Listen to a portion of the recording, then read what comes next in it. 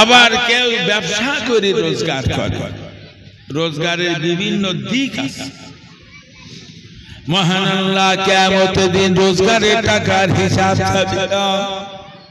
ও ছেলেরা মেয়েরা, কে কিভাবে রোজগার করেছে রোজগারের টাকার হিসাব দাও।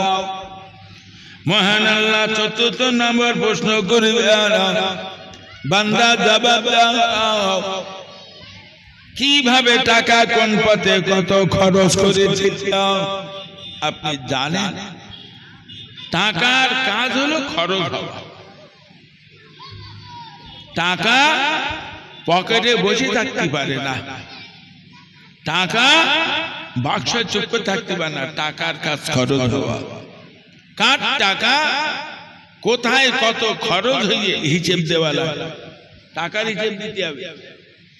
হয়তো আপনি ভাবছেন আমি কামাই ধরেছি, তুই কি কামাই ধরেছিস, টাকার হিসেব দিতে হবে। হুড়ুনে কাজ না, কিছু লোক তো হুড়োচ্ছে। আমি 50 বছর ধরে এই জাতির চড়িয়ে চড়িয়ে খাচ্ছি, আমার জ্ঞান কমলে কি হবে, আমার অভিজ্ঞতা। একদল হুড়োচ্ছে, একদল খাচ্ছে, আর একদল ঘুমোচ্ছে। এরা নাকি সব ছাড় পেয়ে যাবে মরে গেলে, এত সহজ। এত মহাব্বতের সঙ্গে দরো ছড়ে আল্লাহুম্মা সাল্লি আলা সাইয়্যিদিনা ওয়া আলা আলি সাইয়্যিদিনা। ये साच है गिलाफी काबा, जो बदन की खुशबू आती है जब इंसान पढ़ती है सोबे शाम में कसदी, तो दन दन की खुशबू आती है। अल्लाहुम्मा सल्ली अला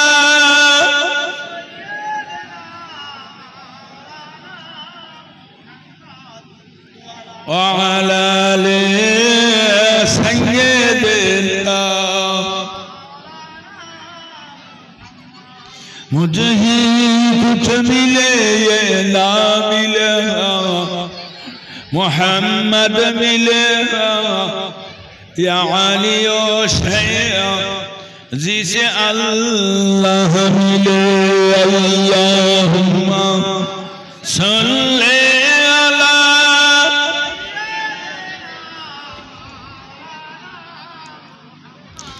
وعلى آل سيدنا।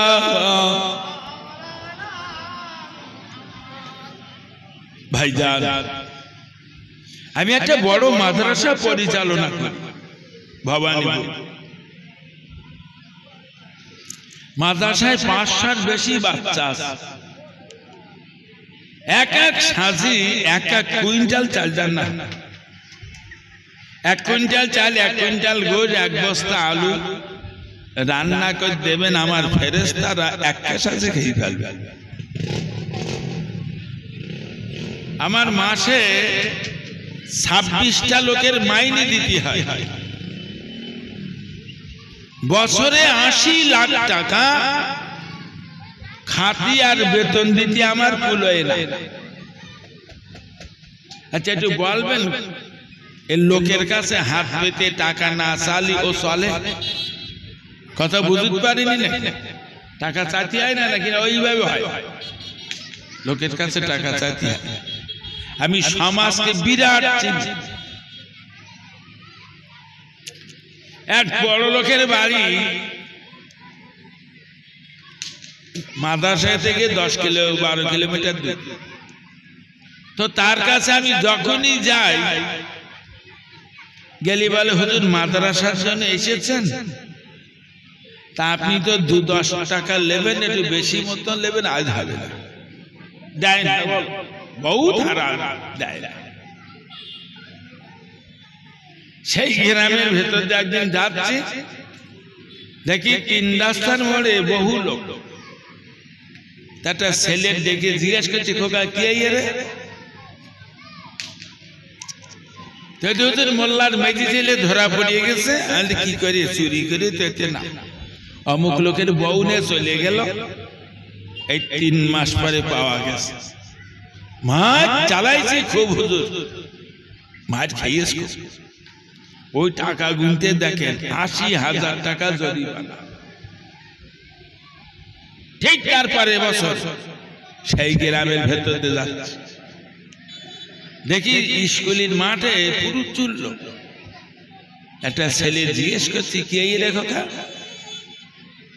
তো মোল্লা সেজে ছেলে ধরা পড়ে শোনেননি না তো কি করে তুই অমুক লোকের যুবতী মেয়ে এনে চলে গেল ধরা পড়েছে মাছ চালায়নি হয়েছে খুব এই 1.5 লাখ টাকা জরিমানা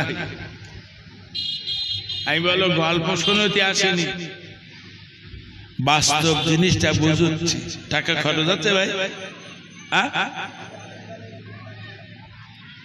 মাদ্রাসা জীবনে 5,000 টাকা দিইতা মসজিদি জীবনে 2,000 টাকা দিইতা ও মুসলমান ভাইজানেরা টাকা খরচ হলো লক্ষ লক্ষ টাকা আল্লাহর রাস্তায় হয়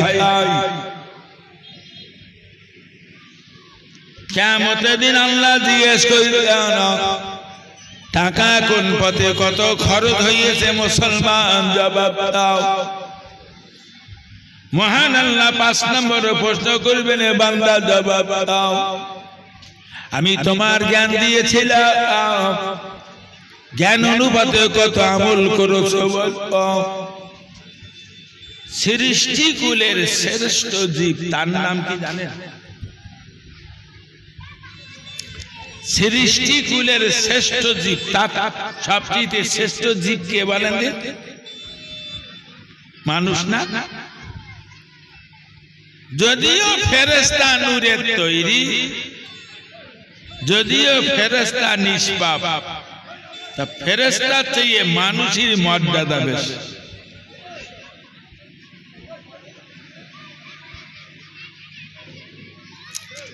ওগো আমার সোনার মানিকেরা আল্লাহ পাক কিয়ামতের দিন আমার আপনার কাছে জ্ঞানের হিসাব দিতে কত জ্ঞান দিয়েছিলাম কত আমল করেছো মুসলমান বলো 1 নম্বর প্রশ্ন করবেন আল্লাহ বলবেন এ বান্দা জবাব দাও হায়াতে জিন্দেগির ইতিহাসটা আল্লাহ 2 নম্বর প্রশ্ন করবেন যৌবনটা কি হানাতে কাটি জগৎ যুবক তুমি যত পরিমাণে হুড়োচ্ছ তোমার কবর কিয়ামতে জাহান্নামের আগুন দিয়ে হুড়ুনে হবে হুড়োচ্ছ তোমার জাহান্নামের আগুন দিয়ে হুড়বে এই নারী পুরুষ সাবধান হয়ে যাও আমরা মরি যাব 3 নম্বর প্রশ্ন করবেন জীবনে কিভাবে রোজগার করেছিলে জবাব দাও 4 নম্বর প্রশ্ন করবেন টাকা কোন পথে কত খরচ করেছিলে জবাব দাও 5 নম্বর প্রশ্ন করবেন তোমার আমি জ্ঞানের উচ্চ মাকামে তোমাকে দিয়েছিলাম কত আমল করেছো জবাব দাও এরপরে আল্লাহ পাক আমাকে নিয়ে বিচারে বসবেন তবে আমার যখন বিচার হবে তখন বাসন্তীর লোকের দরকার হবে না আমার যখন বিচার হবে আমার গ্রামের লোকের দরকার হবে না আমার যখন বিচার হবে বসিরহাটের লোকের দরকার হবে না ও আমার ভাইজানের আল্লাহ পাক বিচার করবেন 4টে সাক্ষী দিয়া কোরআন পাকে আল্লাহ জানিয়েছেন ওয়া ইন্না আলাইকুম লাহাফিজিন কিরামান কাতিবিনা ইয়ালামুনা মা তাফআলুন আল্লাহ কোরআনে জানান প্রত্যেকটা নারী পুরুষের জন্য আমি আল্লাহ দুইজন করে সম্মানীয় লেখক নিযুক্ত রেখেছি। 24 ঘন্টা যা কিছু বলছি করছি সব লিখছে। দুজন সম্মানীয় লেখক, কোরআন বলছে, কোরআন। দুইজন সম্মানীয় লেখক যা কিছু বলছি করছি সব লিখছে। মুসলমান ভাইয়া, কিয়ামতের দিন আমার আল্লাহ পাক বিচারে বলবেন আমাকে নিয়ে। 1 নম্বর সাক্ষী নেবে কিরামান কাতিবিনের হাতে গোলা মুনতাব। 2 নম্বর সাক্ষী নেবে কাফনের কাপড় দুটো। প্রত্যেকটা নারী পুরুষের আমরা যখন কবর দেই কাফন পরাই না, কাফন, নারী হোক আর পুরুষ হোক, দেখবেন একটা সাদা কাপড়ে মাঝখানে গোল করে কেটে ওই মাথাটা পার করে একটা জামা করে দেয়। এটা নারীরও দেয়, পুরুষেরও দেয়। মাথার দিকে 1 বিঘা, পায়ের দিকে 1 বিঘা, লম্বা লম্বা দুটো চাদর নারীরও দেয়, পুরুষেরও দেয়। না না না, নারীর দুটো কাপড় বেশি দেয়। একটা ছোট কাপড় কেটে নারীর মাথা চুলগুলো বেঁধে দেয়, আর একটা কাপড় নারীর কাফানের উপরে ওড়না বানিয়ে দেওয়া হয়। ওগো মহিলা, তুমি মনে রাখবে তোমার কবরে শোয়ানোর সাথে সাথে রুমান নামক একটা ফেরেশতা কবরে প্রবেশ করে। ওই রুমান ফেরেশতা মহিলাকে ডেকে বসায়। ও তো কাট কাট হয়েছিল, ফেরেশতা ডাকবে, উঠে বস। এই পুরুষ, তোর কবরে শোয়ানোর সাথে সাথে রুমান নামক একটা ফেরেশতা কবরে প্রবেশ করে। ওই পুরুষটাকে ডেকে বসায়, উঠে বসো। পুরুষের গায়ে জামাটা গায়ে রাখো, মহিলার গায়ে জামাটা গায়ে রাখো, মহিলার মাথার কাপড়টা মাথায় রাখো। ওই মহিলার ওড়নাটা মহিলার গায়ে দেবে। ওগো নারী, তুমি মনে রাখো, লম্বা চাদর দুটো তোমার দেহ থেকে খুলে দেবে। ওগো পুরুষ, তোমার দেহ থেকে লম্বা চাদর দুটো রুমাল ফেরেশতা খুলে দেবে। একটা কাফন নিয়ে রুমাল ফেরেশতা বলল, সাদা আঙ্গুলের কলম দাও, মুখের থুতুটাকে তুমি কালি বানাও, টপ টপ করে লেখো জীবনে কত নামাজ পড়েছো, কত রোজা করেছো, কোন মসজিদে কোন মাদ্রাসায় কত দান করেছো, কোন গরিবের মেয়ের বিয়ের পিছনে কত খরচ করেছো, কোন গরিবের বাপের চিকিৎসা হচ্ছিল না, তুমি টাকা দিয়ে চিকিৎসা করেছো, জীবনে কত হাজার কলেমা পড়েছো, কত লক্ষ তওবা পড়েছো, কত হাজার দরুদ শরীফ পড়েছো, কত খতম কোরআন তেলাওয়াত করেছো, সব কথাগুলো মনে দাও, গড়গড় গড়গড় করে লিখে ফেলতে দাও। আর একটা কাপড় নিয়ে রুমাল ফেরেশতা বলবে, এই কাপড়টায় তুমি লেখো জীবনে কত নামাজ অবহেলা চোখে দেখেছ, কত রোজাকে তুমি তাচ্ছিল্য ভেবেছ, জীবনে কত হাজার মিথ্যা কথা বলেছ, কত লোকের বিবির সঙ্গে তুমি জীবনে ব্যভিচার করেছ, কত গান বাজনা শুনেছ, জীবনে কত লোকের কানপাটি দ্বারে চর নিয়ে গেছ, জীবনে কত মদ গাঁজা খেয়েছ, কত বান্ডেলে বিড়ি খেয়েছ, সব নোংরা কথাগুলো আর একটা কাপড়ে লিখে দাও। ওখান মমতার পুলিশ আর আমার বাঁচাতে পারবে না, মোদির পুলিশ পারবে। ভাই হই লেখো জীবনের ভালো মন্দ ইতিহাস এই দুটো কাগজ কাপড়ে লিখে দাও। ওগো আমার সোনার মানিকেরা, কিয়ামতের দিন কাফনের কাপড় দুটো পাশে দাঁড়িয়ে যাবে, এ পাশে দাঁড়িয়ে যাবে কিরামান কাতিবিনের হাতে গড়া মুলতাবা, এ পাশে দাঁড়িয়ে যাবে কবরে বসে নিজে হাতে তৈরি করেছিল কাফনের কাপড় দুটো।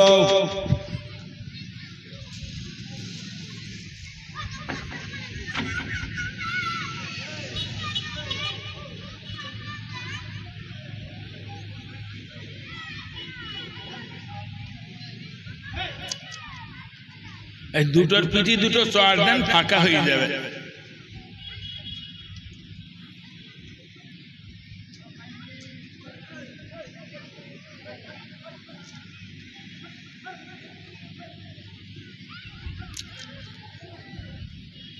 চারটে সাক্ষী নেবে বলেছি, তাহলে 1 নম্বর সাক্ষী কিরামান কাতিবিনের হাতে গড়া মুলতাবা। 2 নম্বর সাক্ষী কবরে বসে তৈরি করেছিলাম কাফনের কাপড় দুটো। ও আমার সোনার মালিক আল্লাহ 3 নম্বর সাক্ষী দেবে, কোরআন পাকে বুঝিয়েছেন আল-ইয়াওমা নাখতিমু আলা আফওয়াহিহিম ওয়া তুকাল্লিমুনা আইদিহিম ওয়া তাশহাদু আরজুলুকুম বিমা কানু ইয়াকসিবুন। মহান আল্লাহ কোরআনে বুঝিয়েছেন কিয়ামতের দিন বিচারের সময় বান্দা বান্দি তো আমি তোর জবানকে আমি আল্লাহ সিল করে দেব।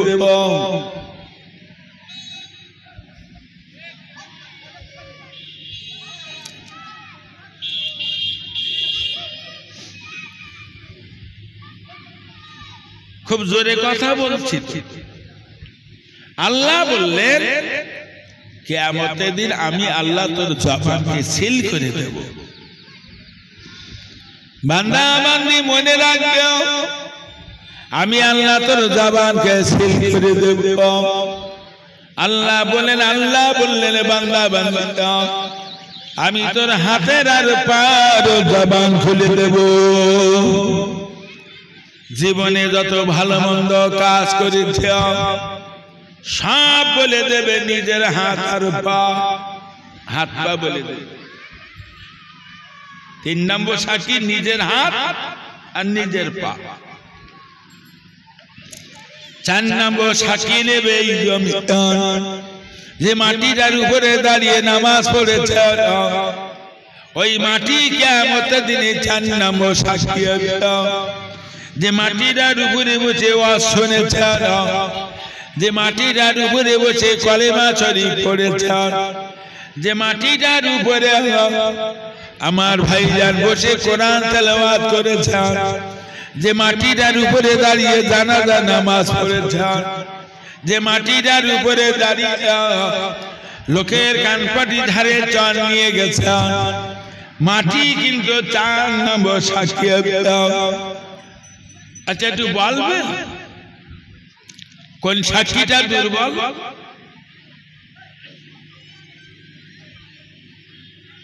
কোন সাক্ষীটা দুর্বল বলছে? যা সেই সামলাবে। আমার যখন বিচার হবে তখন বাসন্তীর লোকের দরকার হবে না। আমার যখন বিচার হবে বসিরহাটের লোকের দরকার হবে না। আল্লাহ 4টে সাক্ষী নিয়ে আমার বিচার করবে।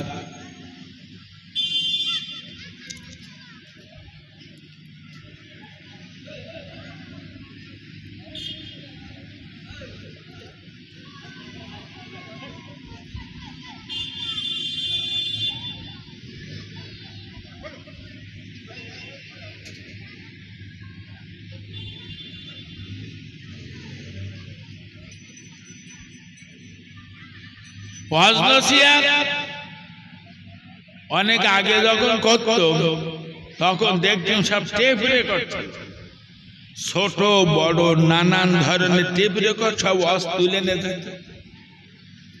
তার কাজ দেখিনি, এখন সব মোবাইলই তুলে নিচ্ছে, সব মোবাইলই বল। এখান থেকে 20 বছর আগে কোথায় কি ওয়াজ করেছি সব দেখিয়ে দিচ্ছে। মোবাইল এত উন্নত, একটু বলবে এই মোবাইলই ওয়াজগুলো ধরে রাখে ওরে কি বলে জানেন? হ্যাঁ, মেমোরি। আচ্ছা, মেমোরি কিরাম লম্বা চওড়া দেখেছেন? একটুখানি একটা কালো তেঁতুলির দানা দুটো ভাগ করলে যেরাম হয় ওইরাম দেখে। বলছে হুজুর আমার এই মেমোরিটা 64 জিবি। তার মানে কি? এ বাংলায় সে বাংলায় এমন কোন হুজুর নেই যার ওয়াজ আমার মোবাইলে নেই। আর একজন বলছে হুজুর আমার এই মেমোরিতে ঢাকা থেকে বোম্বাই পর্যন্ত যত নায়ক ও নায়িকা আছে সকলের ছবি আর গান আমার ভিতরে ভর্তি। আচ্ছা ভাই, এই মেমোরি আর মোবাইল এ তৈরি করেছে জেনেরা না ফেরেশতারা?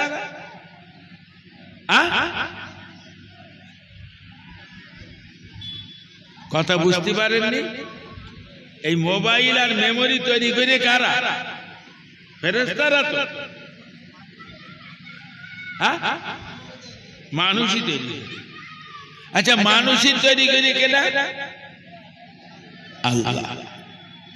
আল্লাহ সৃষ্টি মানুষ, আর মানুষই তৈরি। মেমোরি যদি এত উন্নত মানের হয়, একটু বলবেন আমার আল্লাহর কুদরতি মেমোরিটা বিজ্ঞানের তৈরি মেমোরি চেয়ে উন্নত মানের না দুর্বল মানের? এই কদিন আগে ভারত অস্ট্রেলিয়া খেলা হয়, তো বিভিন্ন জায়গায় মার্কেটে রাস্তার ধারে বড় পর্দায় খেলা দেখাচ্ছে। কোথায় খেলা হচ্ছে দেখিনি দেখাচ্ছে, এত উন্নত। ওগো আমার সোনার মানিকরা, মাথা ঠান্ডা করে শুনুন, কিয়ামতের দিন আমার আল্লাহর কুদরতি মেমোরিটা বড় পর্দায় লাগিয়ে দেবে। আল্লাহর কুদরতি মেমোরিটা বড় পর্দায় লাগিয়ে দেবে।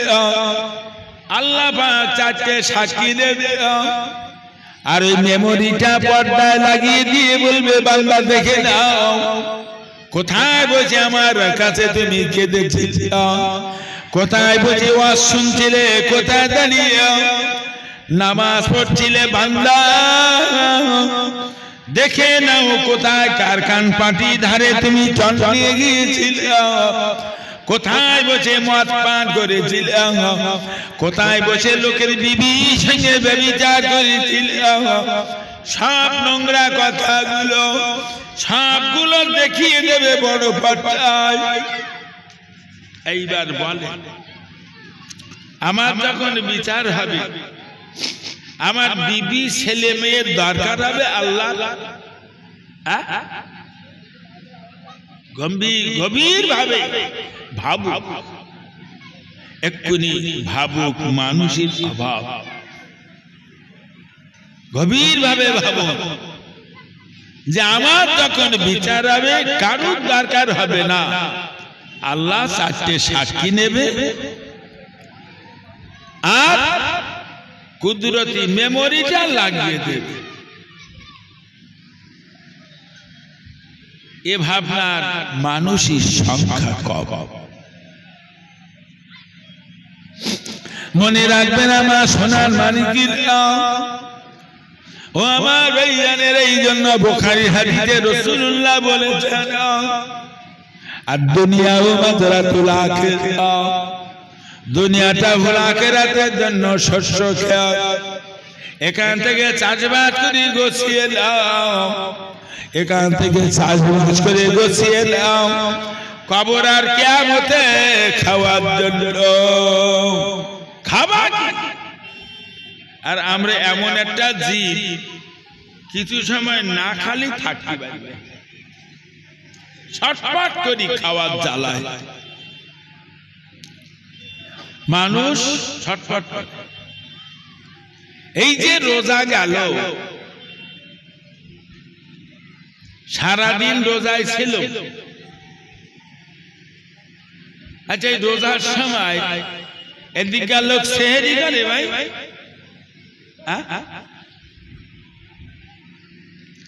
ভোরবেলায় উঠে এক বাসন পান্তা খাইছি সেহরি। এখন দুপুর বেলাটা খাওয়া হয়নি।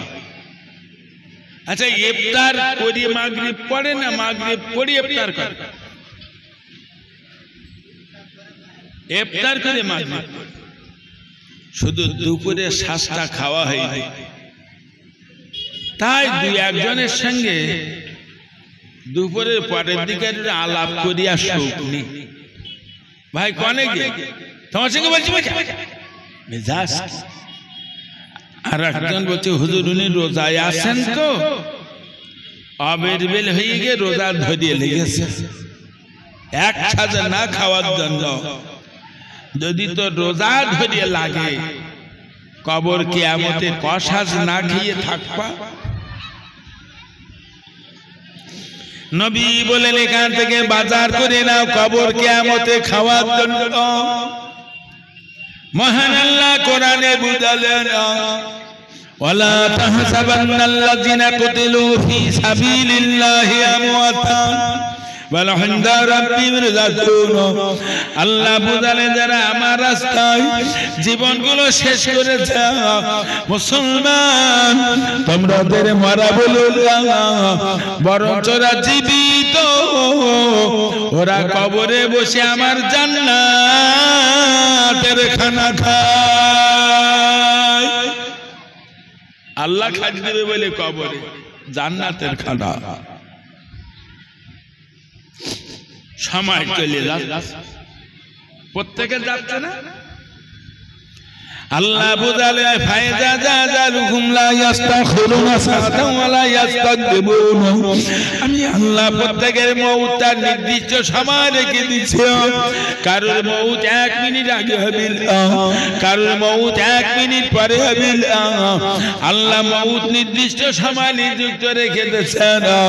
ও আমার ভাইজানেরা, না না না, আমার সময় চলে যাচ্ছে, প্রত্যেকের সময় চলে যাচ্ছে। আমার আল্লাহ রাস্তায় কতটা সময় ব্যয় হলো, শয়তানের রাস্তায় কতটা সময় ব্যয় হলো। আল্লাহ কোরআনে বুঝালেন, হিজবুল্লাহ হিজবুশ শাইতান, আল্লাহ তাআলা শয়তানের দল, আল্লাহ রাস্তা শয়তানের রাস্তা। আমার সময় যদি আল্লাহ রাস্তায় ব্যয় হয়, নিশ্চয়ই আমার আল্লাহ আমার কবরে জান্নাতের খানা খাওয়াবে। শয়তানের রাস্তায় সময় যদি ব্যয় আল্লাহ আমার কবরে খাওয়াবে। তিরমিজি শরীফের হাদিসে লেখা, নবী বলেছেন আল্লাহ শাহিদের বারে একটা বড় ধরনের সাগর আছে, ওই সাগরে জমা রাখা আছে পূজা রক্ত, পূজা রক্ত খাওয়াবে। ও মুসলমান ভাইজানেরা, আবু দাউদ নাসাই শরীফের হাদিসে লেখা আছে, ওয়ানা আনাস রাদিয়াল্লাহু তাআলা قال قال رسول الله صلى الله عليه وسلم لو أن ظلم من غصة ديارك في الدنيا لن تنهجن الله النبي এক বাতি পুজ রক্ত যদি পৃথিবী জমিনে ফেলে দেওয়া হয়, গোটা পৃথিবী জমিটা দুর্গন্ধ হয়ে যাবে। নবী বলে এই নোংরা জিনিস তোর কবরে খাওয়াবে। কি খাবেন এখানে ঠিক করলেন।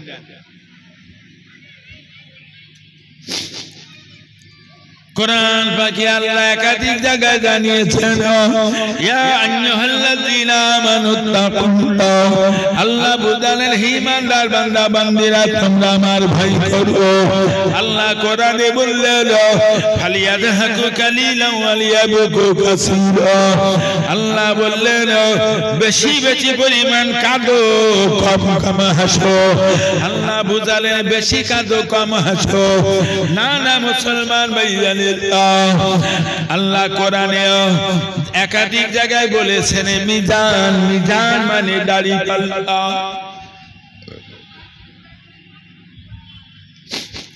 আমার জীবনে আমি কত কেঁদেছি কান্নাগুলো দাড়ি পাল্লায় আল্লাহ ওজন করে দেখতেও না আমার ভাইজানের আমার জীবনে কান্নার পাল্লা যদি ভারী হয় নিশ্চিত আল্লাহ পাক আমার জান্নাত দেবে আমার জীবনে আমি কতটা হেসেছি হাসিগুলো কিয়ামত দেখতেও না আল্লাহ পাক দাড়ি পাল্লায় ফেলে ওজন করবে না যদি মুসলমান তোর হাসির পাল্লা ভারী হয় জগতের কোন পীরের বাপের ক্ষমতা তোর জান্নাতে নিয়ে যাবে আল্লাহ কোরআনে বুঝিয়েছেন আমা খালাকুল জিন্না ওয়াল ইনসা ইল্লা লিয়াবুদুন আল্লাহ বুঝালেন যে নার মানব আমি দুটো জাতির তৈরি করেছি আমার ইবাদত উপাসনার জন্য ও আমার ভাইজানের জীবনে কি কত ইবাদত করেছেন ইবাদতগুলো আল্লাহ দাড়ি পাল্লায় ফেলে ওজন করে দাও না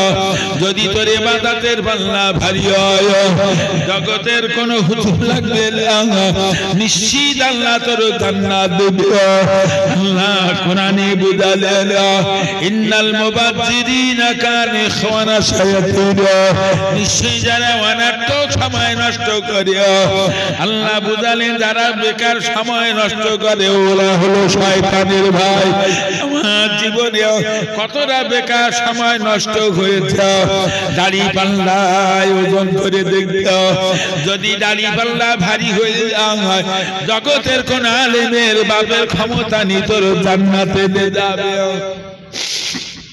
কি করে নিয়ে যাবে সব ওজন হবে হাসি কান্না ওজন হবে একটা মুহাব্বতের সঙ্গে কলেমা জিকির লা ইলাহা ইল্লাল্লাহ খুব মুহাব্বত লা ইলাহা ইল্লাল্লাহ এই কলেমার ঝান্ডা বন্ধু উড়াবো ফের বিশ্বময় এই কলেমার মুজাহিদের জয় অভিমান কে ঠেকায় পড়ো কে পড়লিবাদ চল ছুটে চল জিহাদ জীবন দিব জীবন নিব ভরসা মোদের এক আল্লাহ একটু জোরে জোরে বাপ লা ইলাহা ইল্লাল্লাহ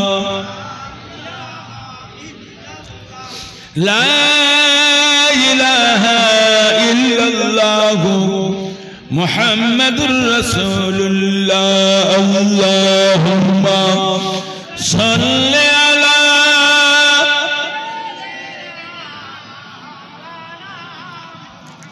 ওয়া আলা আলি সাইয়্যিদিনা আচ্ছা ভাই এখানকার মানুষ সব ফুরফুরা চলছে না লোক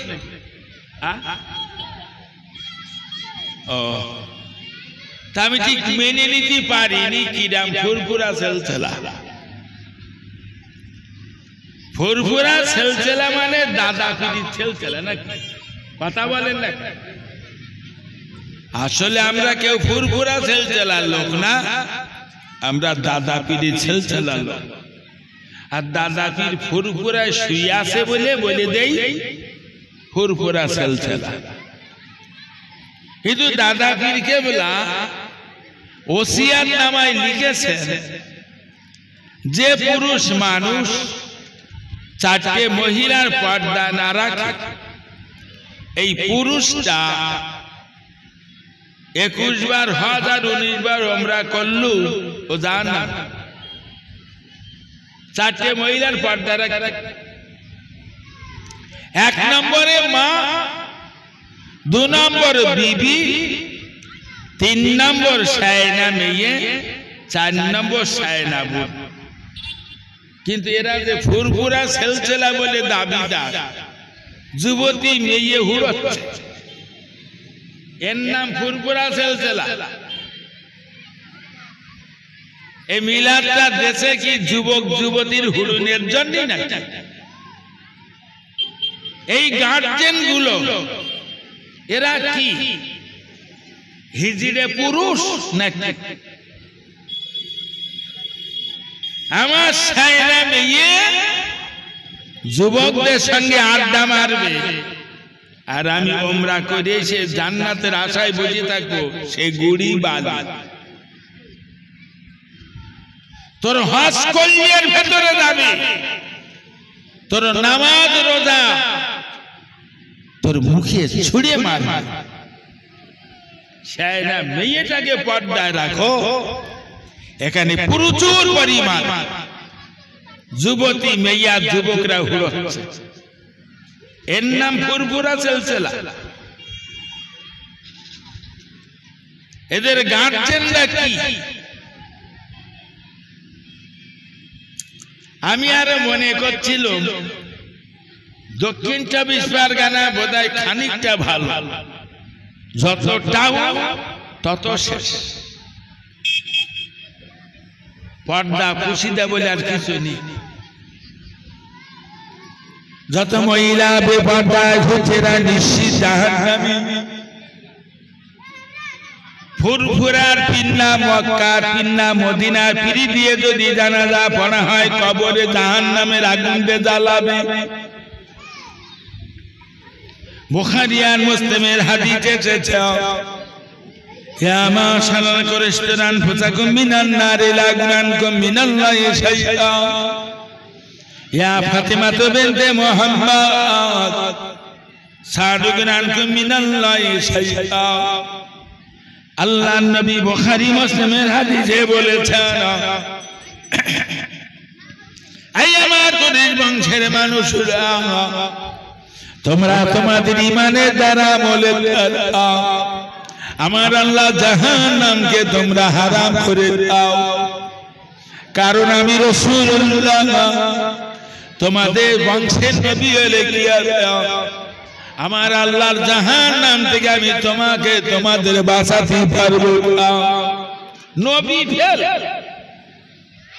বুখারী আর মুসলিমের হাদিস, নবী বলছেন,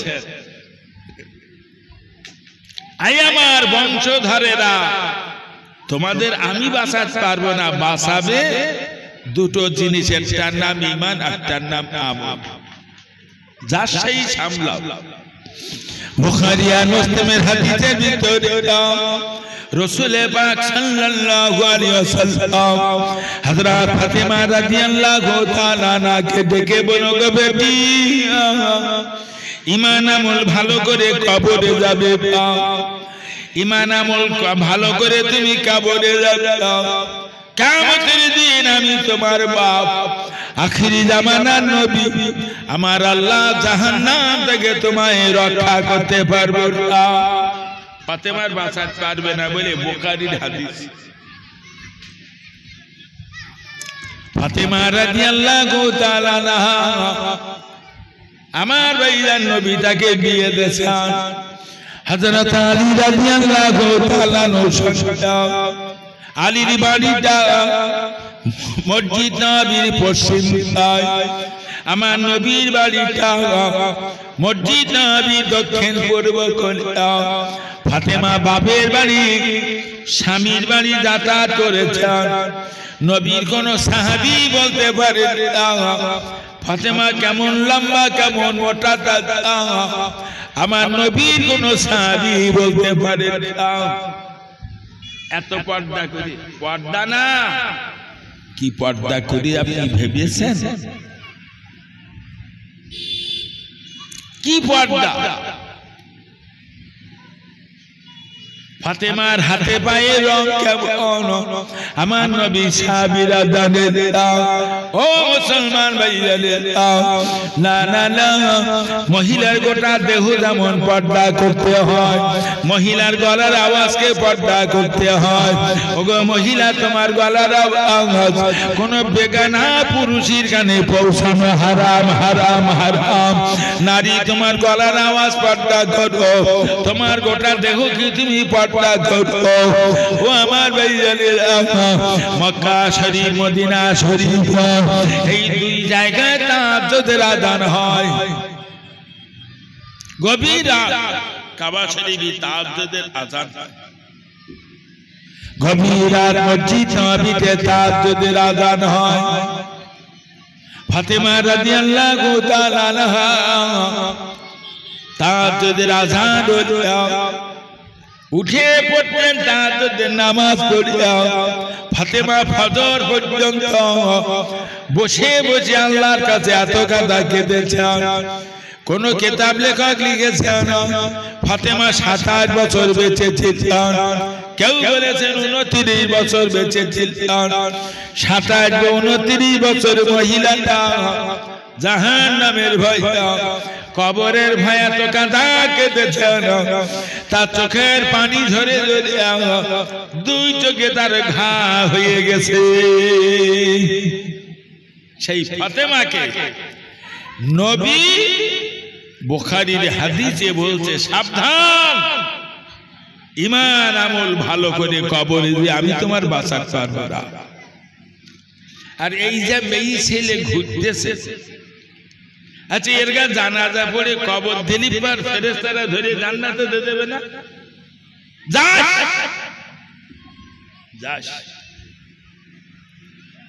এই যা হুড়ছে, এর গা জাহান্নামের আগুন দিয়ে কবরে হুড়বে, হুড়ুতি পাঠিয়ে। এই যুবক, কোন সন্দেহ নেই তোর কবরে জাহান্নামের আগুন দিয়ে জ্বালানো হবে।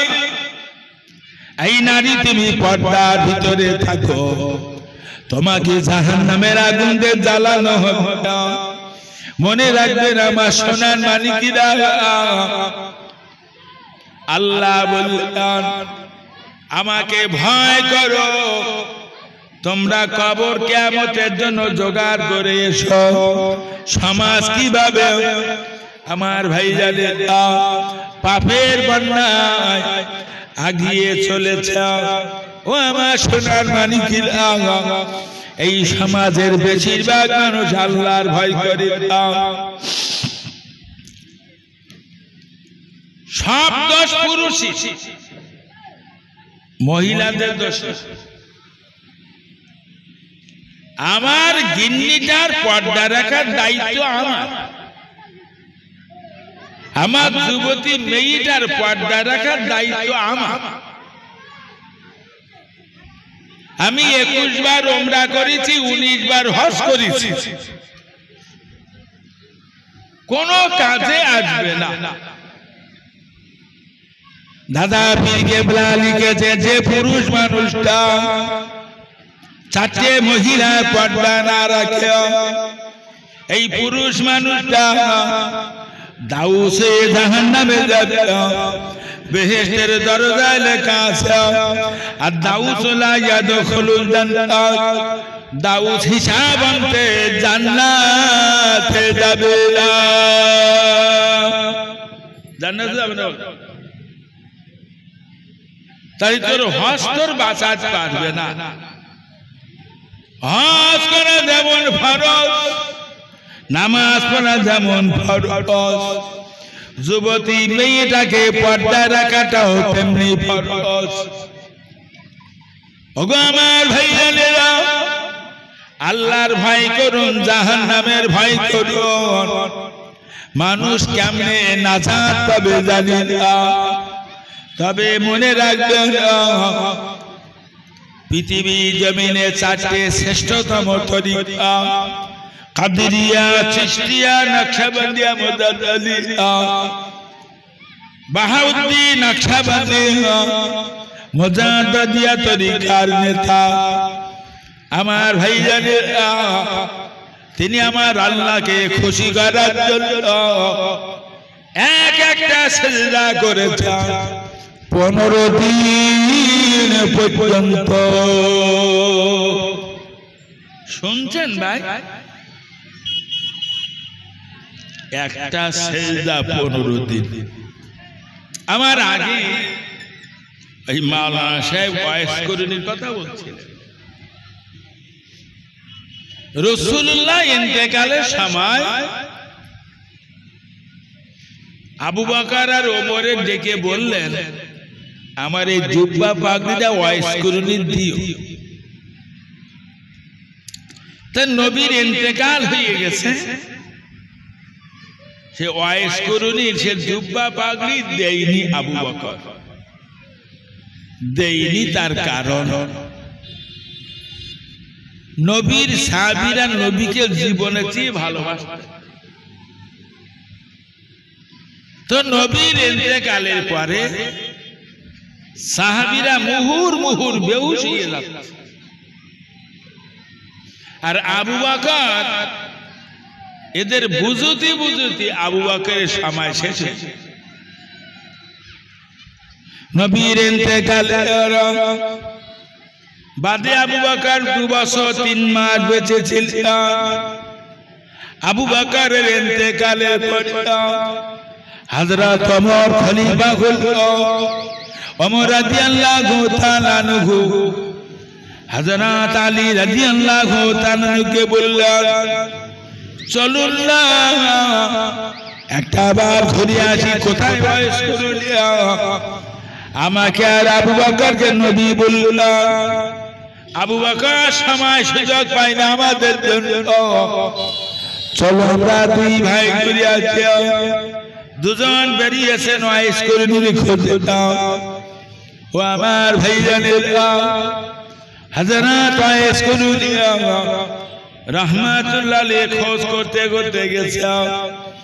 একজন ব্যক্তি বলছেন, ওয়াইজ বলে একটা পাগল ওই জঙ্গলে থাকে, মানুষ যখন হাসে ওয়াইজ পাগল হাউমা করে কাঁদে, মানুষ যখন কাঁদে ওয়াইজ করুনি মিসমিস করে হাসে।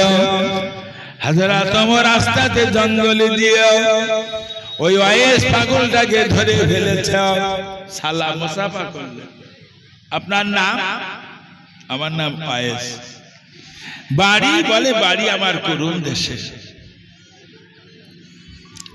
বলে রাসূলুল্লাহ এই জুব্বা পাগড়ি দেশে আপনার ব্যবহারের জন্য একটা কথা জিজ্ঞেস করব। বলে বলে কোনদিন নবীর দরবারে যাননি? আপনি আমার নবী সেইভাবে মহব্বত করেন? হযরত ওয়াইজ করুনি বললেন, নবীর ভালোবাসি কিনা আমি তোমার কি বুঝাবো? আমার মুখের দিকে তাকাও। আমার নবী দরবারে যাবার মতো সুযোগ আমার হয় নাই। আমার বিরিজা আম্মা জান ছিল, আমি তার খিদমতেই পড়েছিলাম। না না ওমর, আমার বিরিজা আম্মাকে নিয়ে জঙ্গলে বসে আছে, কে জানো জঙ্গলের ভিতরে বলে গেছে রাসূলুল্লাহর 2টো দাঁত ভেঙে দিয়েছে কাফেররা। কোন দাঁত দুটো ভাঙলো সে তো বুঝিল, শরীর সামনে 2টো দাঁত ভেঙে দিল। চিন্তা করলাম সামনে দাঁত হয়তো ভাঙে, ডান পাশে দাঁত ভেঙেছে, ডান পাশে 2টো দাঁত ভেঙে দিল। চিন্তা করলাম হয়তো বাম পাশে দাঁত ভেঙে গেছে, বাম পাশে দাঁত ভেঙে দিল। কোন দাঁত দুটো ভেঙেছে সঠিক খবর না পাওয়ায় ভাঙতে ভাঙতে সব দাঁতগুলোকে আমি ভেঙে দিলাম। এই আমার নবীর ভালোবাসি কিনা তোর কি নদী দেখাবো? ওয়াইজ করুনি আলীলি বলছে এর কাছ থেকে কিছু নীতি হবে তো সাংঘাতিক। হযরত ওমর বললেন, আমাদের 2টো নসিহত ছোট, 2টো আমলের কথা বলুন। শুনে বললেন আমি তোমার কি নসিহত শোনাবো জগতে শ্রেষ্ঠতম নিয়ামত রাসূলুল্লাহর কাছ থেকে তুমি ওয়াজ শুনেছ গোটা জগতের শ্রেষ্ঠতম আলেমের কাছ থেকে আমল লেছ আমি তোমাকে কি আমলের কথা বলবো এই ওমর আমার আমল বড় দুর্বল ওমর আমার আমল বড় দুর্বল তুমি আমার সময়ের মূল্য দাও সময়ে ডিস্টার্ব করো না ওগো ওমর আমি গভীর রাতে 2 রাকাত নামাজে নিয়েতে দাঁড়িয়ে যাই গভীর রাতে 2 রাকাত নামাজে নিয়েতে দাঁড়িয়ে যাই পরের দিন গভীর রাত পর্যন্ত আমি দাঁড়িয়ে দাঁড়িয়ে কয়েক খতম কোরআন তেলাওয়াত করি গভীর রাতে আমি রুকুতে চলে যাই তারপরে দিন গভীর রাত পর্যন্ত আমি রুকুতে থাকি গভীর রাতে আমি সিজদায় চলে যাই পরের দিন গভীর রাত পর্যন্ত আমি সিজদায় পড়ে থাকি ওমরে 2 রাকাত নামাজ আদায় করতে আমার কয়েকটা দিন চলে যায় আমার আমল বড় দুর্বল ওমর তুই আমার সময়ের ক্ষতি করবি না ভাই ঘুমাচ্ছেন পাখা মারার সময় আছে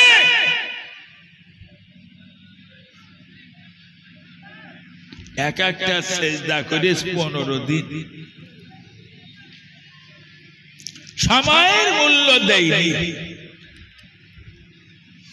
ওগো আমার সোনার মানিকের রাসূল পাক সাল্লাল্লাহু আলাইহি ওয়াসাল্লাম মসজিদ নববী থেকে দূরে একটা মসজিদ আছে মসজিদটার নাম মসজিদে কিবলাতাই ওই মসজিদে কিবলাতাই আল্লাহ নবী 10 জন সাহাবীকে নিয়ে 4 রাকাত নামাজে নিয়েতে দাঁড়িয়েছেন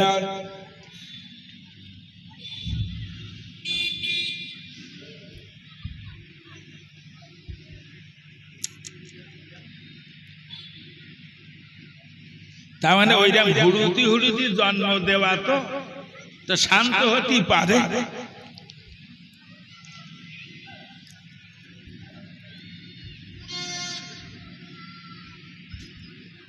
বাপ হুড়ুতি হুড়ুতি জন্ম দিয়েছে তা ছেলে শান্ত হয় না হুড়িয়ে হয়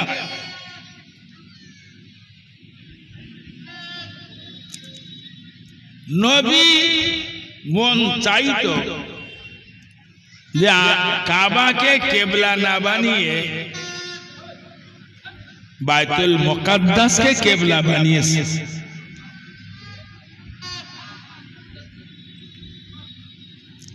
বাইতুল মুকাদ্দাস যেটা নিয়ে এত গন্ডগোল চলছে এখন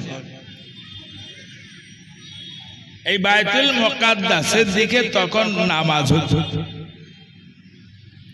সেটাও আল্লাহর হুকুম ছিল তো নবী 4 রাকাত নামাজের নিয়তে দাঁড়িয়েছে বাইতুল মুকাদ্দাসের দিকে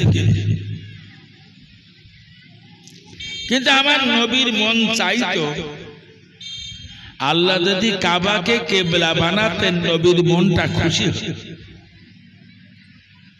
আচ্ছা নবী যাতে খুশি আল্লাহ তাতে খুশি না কথা বলেন কোরআন বললেন আল্লাহু আলিমুম বিযাতিস সুদূর আল্লাহ বলেন আমি প্রত্যেকের অন্তরের খবর রাখি রাসূলুল্লাহর অন্তর চাই কাবাকে কিবলা বানানো হুজুর 2 রাকাত নামাজ বাইতুল মুকাদ্দাসের দিকে ফিরে আদায় করেছেন আল্লাহ বলে জিবরাইল ও জিবরাইল আমার হাবিব যাতে খুশি আমি আল্লাহ তাতে খুশি আমার হাবিবের মন চাই কাবাকে কিবলা বানানোর জন্য শীঘ্র করে যাও 2 রাকাত নামাজ বাইতুল মুকাদ্দাসের দিকে ফিরে পড়েছে ওই নামাজি অবস্থায় আমার হাবিবকে বুঝাই বলো কাবার দিকে ফিরে আর 2 রাকাত নামাজ পড়তাম। আমি আজ থেকে কাবাকে কিবলা বানাইলাম। কিন্তু এ কথা তো জিবরাইল নবীরই বলে গেল, কিন্তু এই 10 জন সাহাবী তো কেউ কিছু বলি। এদের উপায় 10 জন সাহাবী চিন্তা করেছেন, আল্লাহ কোরআনে বুঝিয়েছেন, আমা তাকুম রাসূল ফাখুযুহু ওয়া মা নাহাকুম আনহু ফান্তাহু। আল্লাহ বললেন আমার নবী যে কাজগুলো করতে বলেছে তোমরা সে কাজগুলো করে দাও। আমার নবী যে কাজ করতে মানা করেছে তার থেকে দূরে থাকো। কোরআনের এই আয়াতের দিকে লক্ষ্য করে 10 জন সাহাবী রাসূলুল্লাহর পিছনে ঘুরে কাবার দিকে ফিরে 2 রাকাত নামাজ আদায় করেছেন। সুবহানাল্লাহ। মহান আল্লাহ বললেন, হে জিবরাইল, আমার রাসূলুল্লাহর এই 10 জন সহচর আমার নবীর উপরে অগাধ বিশ্বাস রাখার জন্য আমি আল্লাহ ওদের 10 জনের নামে 10টা জান্নাতের সার্টিফিকেট দিয়ে দিলাম। এই 10 জন সার্টিফিকেট পেয়ে জান্নাতের স্বয়ং আল্লাহ দিয়েছে সার্টিফিকেট। 1 নম্বরের নাম ছিল হযরত আবু বকর সিদ্দিক রাদিয়াল্লাহু তাআলা আনহু। ও আমার সোনার মানিকেরা, আবু বকর সিদ্দিক রাদিয়াল্লাহু তাআলা আনহু 5 ওয়াক্ত নামাজ মসজিদে জামাতের সঙ্গে আদায় করেছেন। এশার নামাজের পরে আবু বকর ঘরে গেছেন, বিবির সঙ্গে গল্প করেছেন, খানা খেয়েছেন। আবু বকর বিবিকে ওযু কালাম ফেললেন, ঘরে দরজা দিয়ে 2 রাকাত নামাজে নিয়েতে দাঁড়িয়েছেন। এক রাকাত নামাজে আবু বকর একবার করে কোরআন খতম পড়েছেন। 2 রাকাত নামাজে 2 খতম কোরআন তেলাওয়াত করে আবু বকর রাতটাকে শেষ করে দিয়েছেন। ভোরবেলা নামাজ শেষে চোখের পানি ছেড়ে কেঁদেছেন, আল্লাহ আমাকে মানুষ না বানিয়ে যদি এই মদিনার সুন্দর চেহারাটা দুম্বা বানাতে, মদিনার মানুষগুলো আমায় জবাই করে কাবাব করে খেয়ে ফেলত, কিয়ামতের দিন আমার হিসাব দিতে হতো না।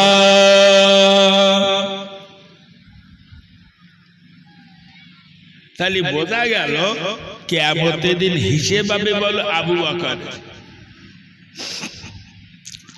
এ জামানার মহা মহা পাপীর কোনো বিচার হবে না, এদের শুধু কবরে দিলে ফেরেশতারা ধরে ধরে জান্নাতে দিতে দেবে। ফাউ মনে করেছো না জান্নাতটা? আমার সোনার মানিকেরা, 2 নম্বরের নাম ছিল হযরত ওমর ফারুক রাদিয়াল্লাহু তাআলা আনহু। আমার নবী হাদিস শরীফে বলেছেন, আনা খাতামান নবীন আলা নবী আবাদি, আমি হলাম শেষ নবী, আমার পর আর কোন নবী আসবে না। এটা আপনাদের একমত? আমাদের নবী শেষ নবী, আর নবী আসবে না। কিন্তু নবী বললেন আমি শেষ নবী, আর কোন নবী আসবে না। কিন্তু হুজুর একটা কথা বলেছেন, আমার পরে আল্লাহ যদি কাউকে নবী করতেন তো হযরত ওমরকে নবী করতেন। নবীর এই কথার ভিতর দিয়ে বোঝা যায় ওমরের মর্যাদা ওজন করা বাটকা রানী। ঠিক বলছি না বেটি? হযরত ওমর জান্নাতে সার্টিফিকেট পাওয়া সাহাবী মুসলমান। ওমর ফারুক রাদিয়াল্লাহু তাআলা আনহু 5 ওয়াক্ত নামাজ মসজিদে জামাতের সঙ্গে আদায় করেছেন। এশার নামাজের পরে ওমর ঘরে গেছেন, বিবির সঙ্গে গল্প করেছেন, খানা খেয়েছেন।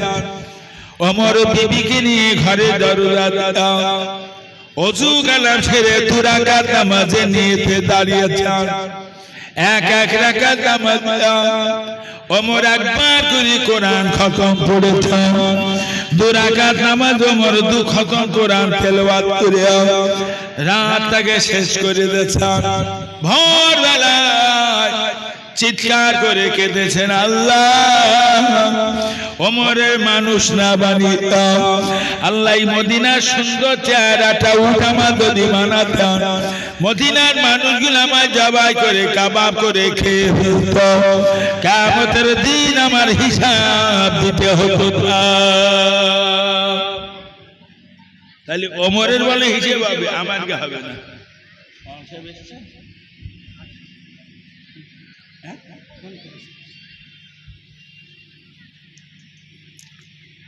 তাহলে আবু বকরের হিসেব হবে আর ওমরের হিসেব হবে আমার কি হবে কি বোঝা বুঝিয়েছে আপনি জানেন কত লোকের কবর দাউ দাউ করে জ্বলছে কবর জ্বলে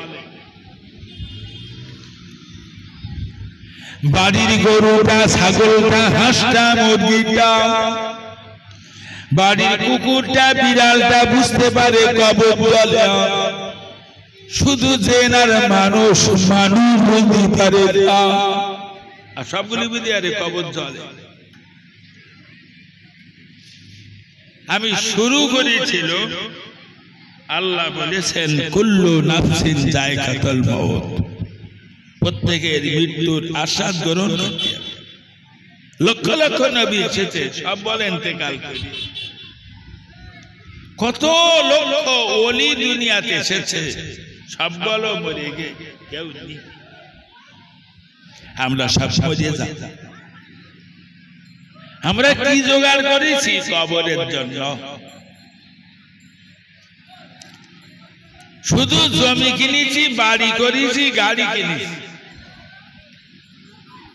আমি মরে যাওয়ার পরে আমার কবরে গাড়ি বাড়ি জমি টাকা যাবে না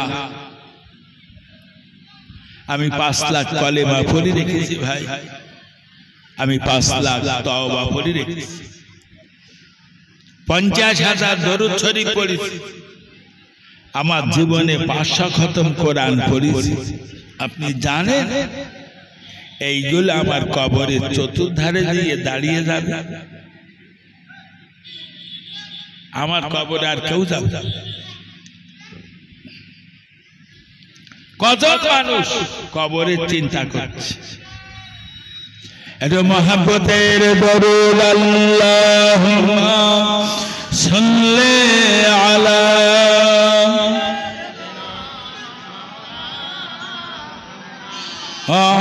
আলি সাইয়্যিদিনা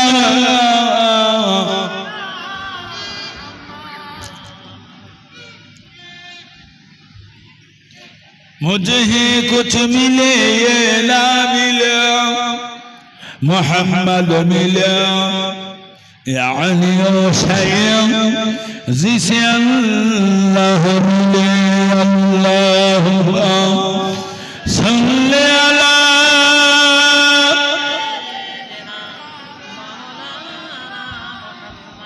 आली सय्यदना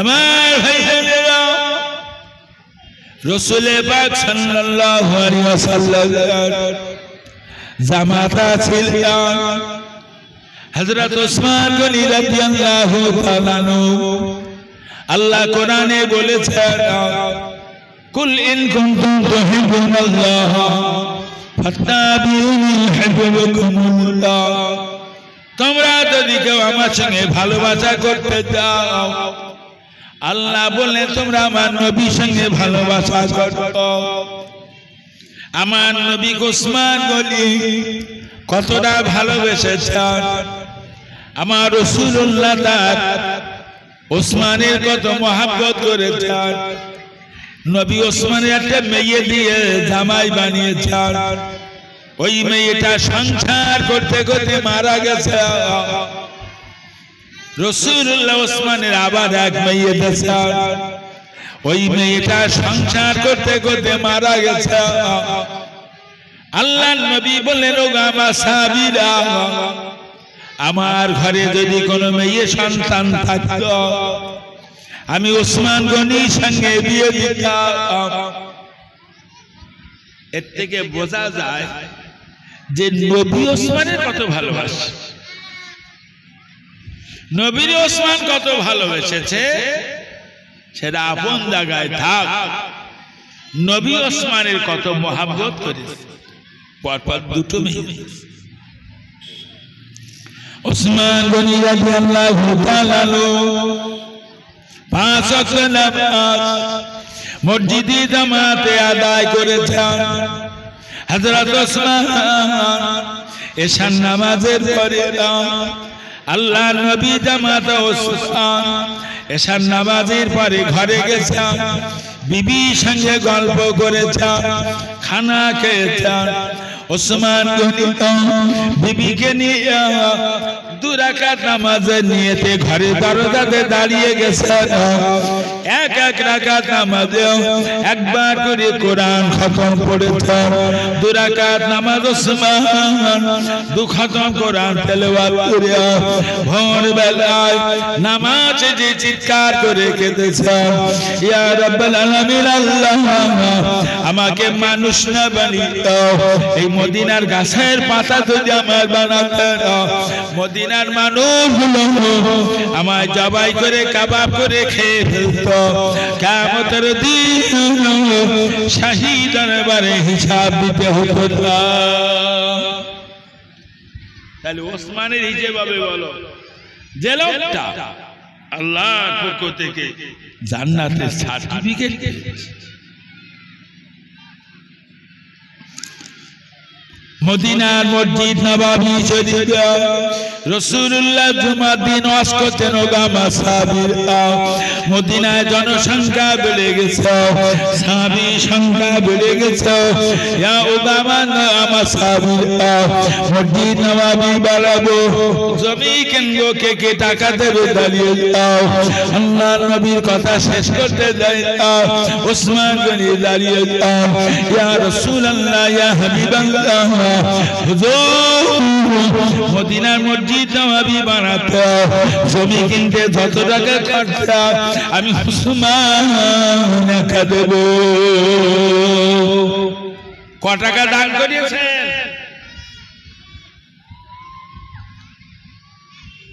আল্লাহ নবী বললেন, ওগো আমার সাহাবীরা, ওসমান গনি জমি কেনার টাকা দেবে। বলো না বাবা, মদিনার মসজিদ নববী বাড়াবো, বিল্ডিং বানাতে অনেক খরচা, কে টাকা দেবে দাঁড়িয়ে যাও। হযরত ওসমান নবীর কথা শেষ করতে চাই, দাঁড়িয়ে যাও। ইয়া রাসূলুল্লাহ, ইয়া হাবিবাল্লাহ, হুজুর জমি কেনার টাকা দেব বলে দিলাম, হুজুর বিল্ডিং বানাতে যত খরচা আমি ওসমান একা দেব।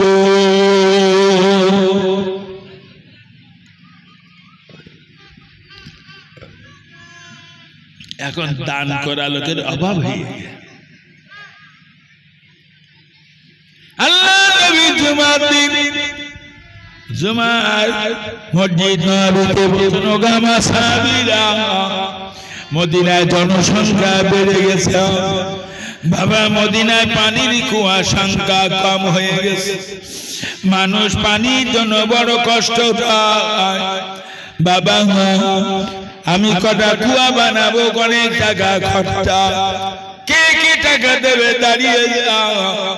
আল্লাহ নবী সাহাবী ওসমান দাঁড়িয়ে যান, ইয়া রাসূলুল্লাহ, ইয়া হাবিবাল্লাহ, হুজুর মদিনা জমিনেতে কয়টা কুয়া বানাতাম, যত টাকা খরচা আমি ওসমান একা দিয়ে দেব।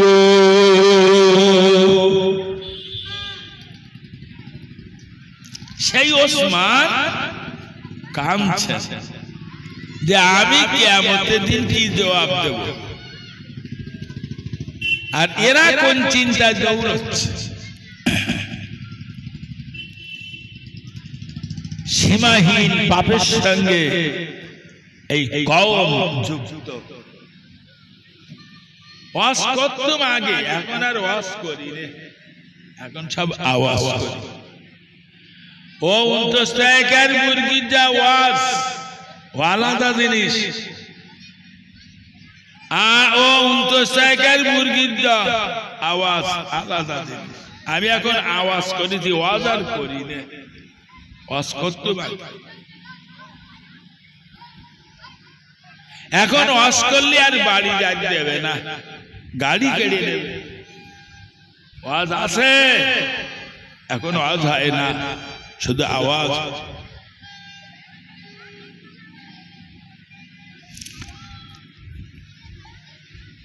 প্রায় জায়গায় মিলাদ কমিটি বলেন আর মিলাদের শ্রোতা বলেন বেশি যুবক। এই মিলাদটা দেখে কিছু বুড়ো লোক বইয়েছে,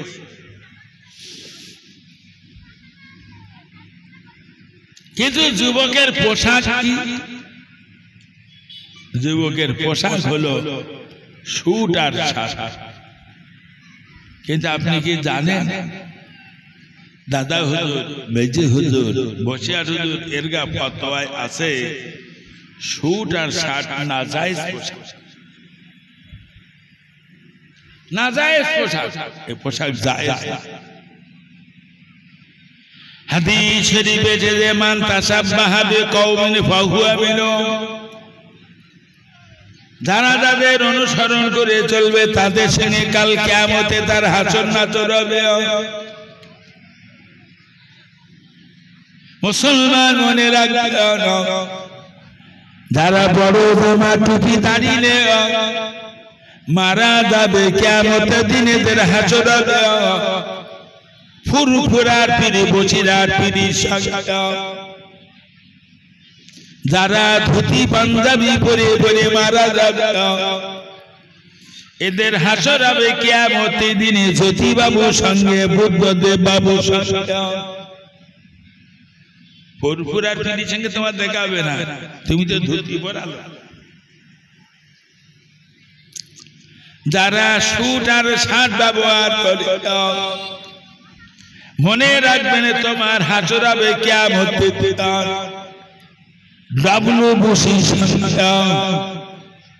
ওইটাই ফুরফুরা সেলসালার লোক, কিন্তু আমি স্যুট শার্ট। হাদিস বলছে তোর হাসর হবে বসির সঙ্গে।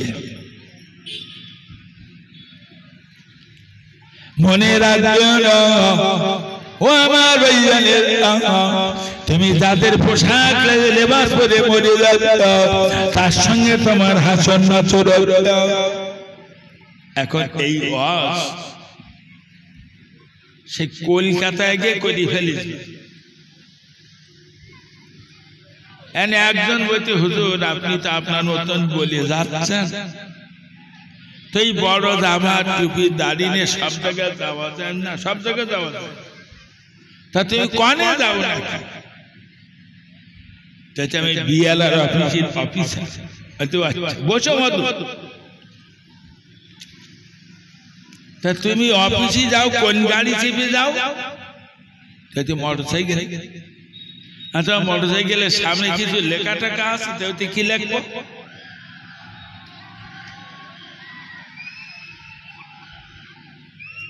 আরে পুলিশের গাড়ির সামনে লেখা থাকে পুলিশ, তোমার গাড়ির সামনে তাহলে অফিসার লেখো।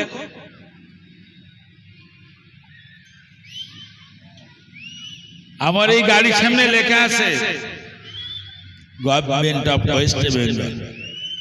বলছে আপনি ওটা লিখলেন? আচ্ছা আমিও তোর চেয়ে বড় বড় অফিসে যাই,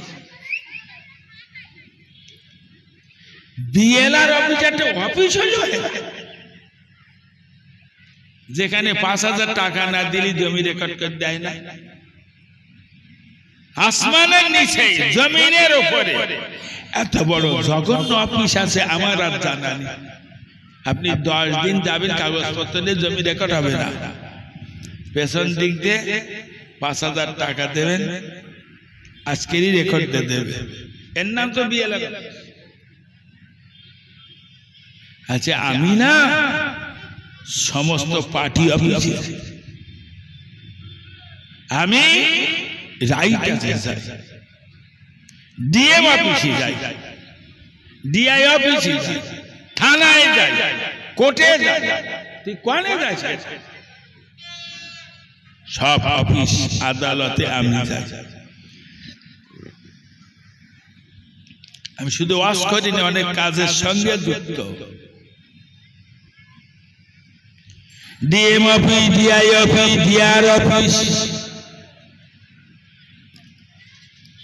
বিডি অফিস, সিআই অফিস, থানা, কোর্ট। আমি রাইটাতে যাই, এই পোশাকটা পরে যাই, কোন জায়গায় বাধা যায় না। এত বড় জামা পরে কেন যাবেন এর ভিতরে? কেউ বলে বলেন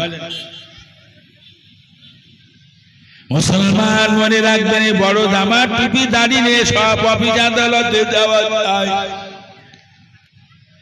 বড় জামা টুপি দাড়ি নিয়ে শুধুমাত্র বেশ্যাখানায় যাওয়া যায় না। সুটা শার্ট পরে সব জায়গায় যাওয়া যায় বলল। বড় জামা টুপি দাড়ি নিয়ে যদি আমি বেশ্যাখানায় যাই, বেশ্যারা ঠেলে ঠেলে বার করে দেবে। চাচা রাস্তা ভুল হচ্ছে, দিকে আপনি যাবেন না, কিন্তু আপনি সুটা শার্ট পরে বেশ্যাখানার সামনে যাবেন। একটা বেশ্যা হাত ধরে টানাটানি করবে, আর একটা বেশ্যা জামার কলা ধরে টানাটানি করবে। না না না, তোর পকেটের টাকাগুলো শেষ করে তোকে ছেড়ে দেবে।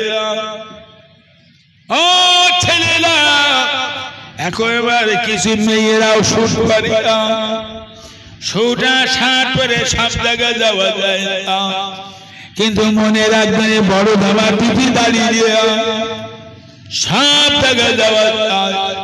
শুধু মদের দোকানে যাওয়া যায় না।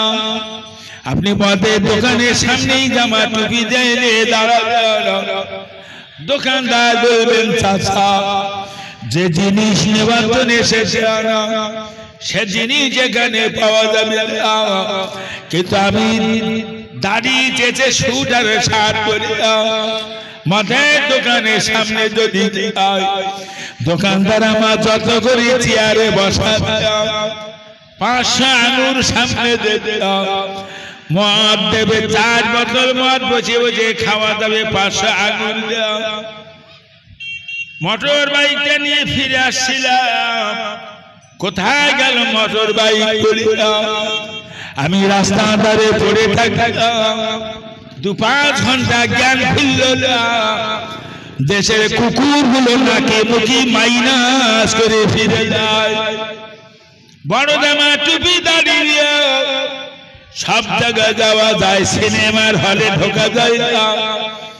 সিনেমার হলে ঢুকলে বলবে চাচা আপনি এর ভিতরে ঢুকবেন না, আপনি যদি এর ভিতরে দেশের মানুষ জানতে পারলে বোমা মেরে হল উড়িয়ে দেবে। কিন্তু আমি দাড়িতে যে শুরু ছাড় করি, হলের ভিতরে যদি ঢুকে যাই, আমার যত্ন করে চেয়ারে বসাবে, একজন বিড়ি দেবে, একজন সিগারেট দেবে, পিছন দিক দিয়ে দেখবে 14 পুরুষ বসে আছে, আমাকে 2টো বাদাম ভাজা দেবে। ও ছেলেরা মেয়েরা, বড় জামা টুপি দাঁড়িয়ে নিয়ে সব জায়গায় যাওয়া যায়। রাস্তা ধারে 3 রাস্তার মোড়ে 4 জন বসে বসে তাস মিটাচ্ছে। আমি যদি ওই চাটাইতে বসে যাই, একজন বলবে চাচা উঠে যান, এখানে বলবেন না। দেশের মানুষ যদি জানতে পারে আমাদের 4টের হেঁটে পিটন পিটিয়ে দেবে। কিন্তু আমি দাঁড়িয়ে যে শুরু সাত করে যদি একবার ওই চটে বসেছে, একজন বলবে চটের ধার দিয়ে গেলে বলবে ভাই একটু গাড়ি বসে তোর বিড়িটা আমাকে দেয়া।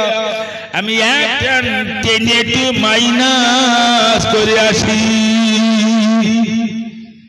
ওয়াজ ওয়াজ আছে বলে মনে হয় কি ব্যাপার 10টা 16টা ধরে কি আছে আসবে না হ্যাঁ আসবে কোন কোন বলে হ্যাঁ আমার ভাইটা আসবে আমাদের বাড়ি কোন আসবে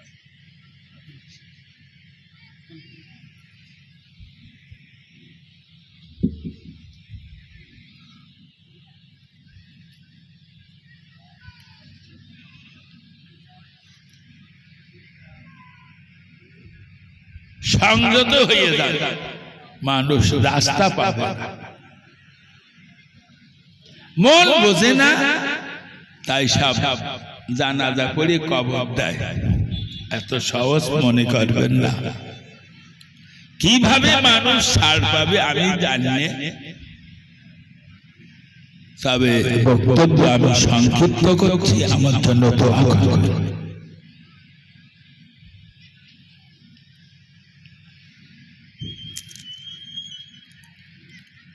বহুত কথা বলেছি ফিরে আসলে ছাড় পাবে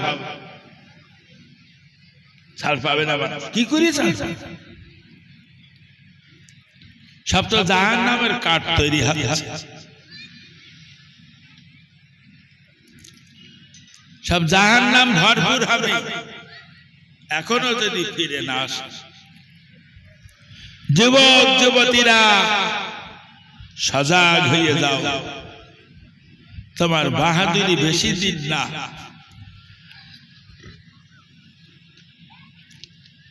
ফেরাউনের মতন শক্তিশালী বেঈমান ধ্বংস হয়েছে আল্লাহ তার নীল দরিয়ায় ডুবিয়ে মেরে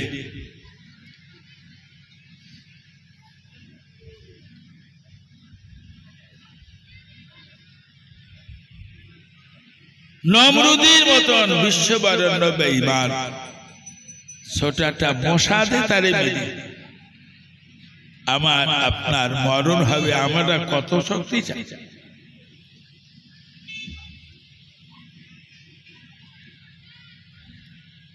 তো দোয়া করবেন আমি যা আলোচনা করি তার চেয়ে আমলটা যেন বেশি করতে পারি ভবানীপুর মাদ্রাসা আমার দায়িত্বে সেখানে বুখারী শরীফ পর্যন্ত পড়ানো চলছে বুখারী বছরে 1 কোটি টাকা খরচ মাদ্রাসার জন্য দোয়া চাচ্ছি দোয়া করে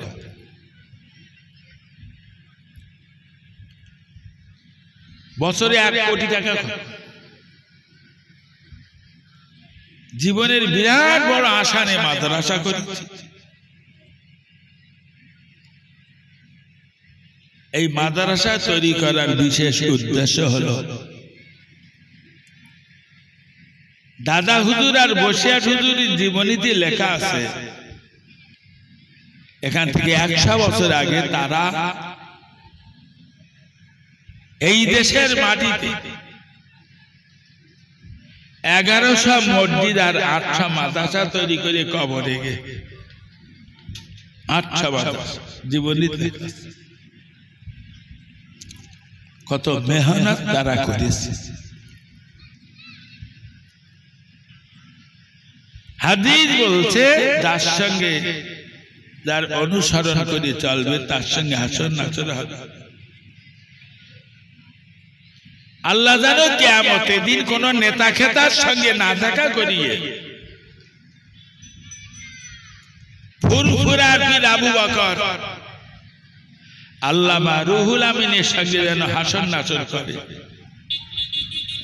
শুধু এই চিন্তায় মাদ্রাসা তৈরি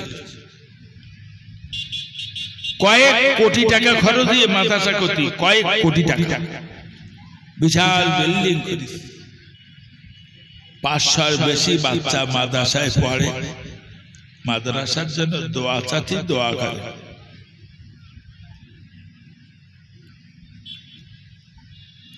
মাদ্রাসার জন্য বলে যাচ্ছি ছাত্র দেবেন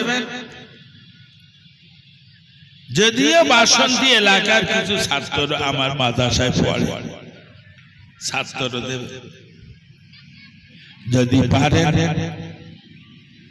মাদ্রাসায় কিছু জাকাতের টাকা, দানের টাকা দেবেন। মাদ্রাসাটা একবার দেখে আসুন।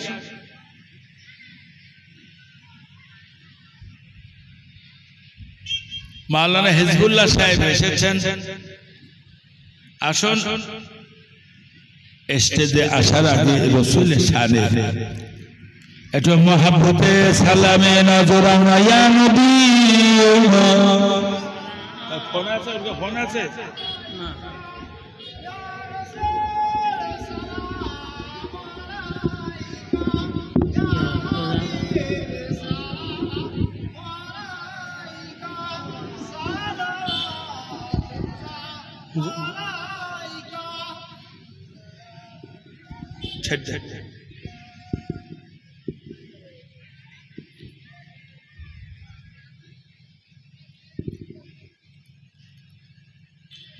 মাওলানা হিজবুল্লাহ সাহেব কোথায় আছেন? স্টেজে আসেন।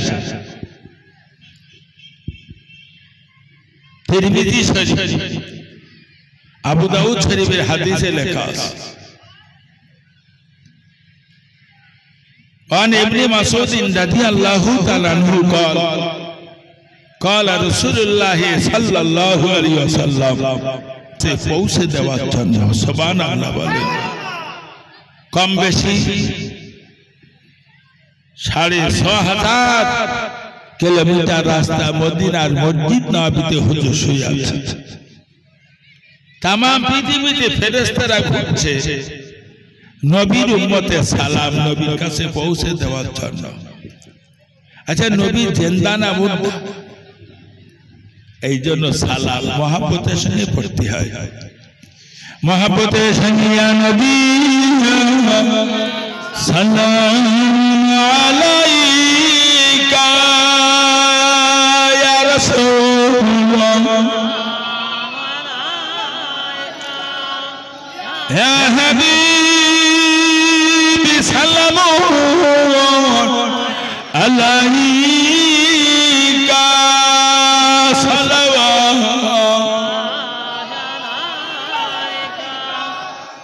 أشرق بدر علينا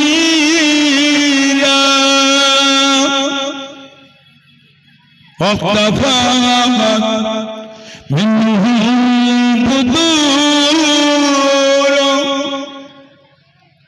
مثل حسنك ما رأينا قد يا وجه السرور يا نبي سلام عليك يا رسول عليك يا حبيبي سلام عليك صلوات الله عليك أنت شمس أنت بدر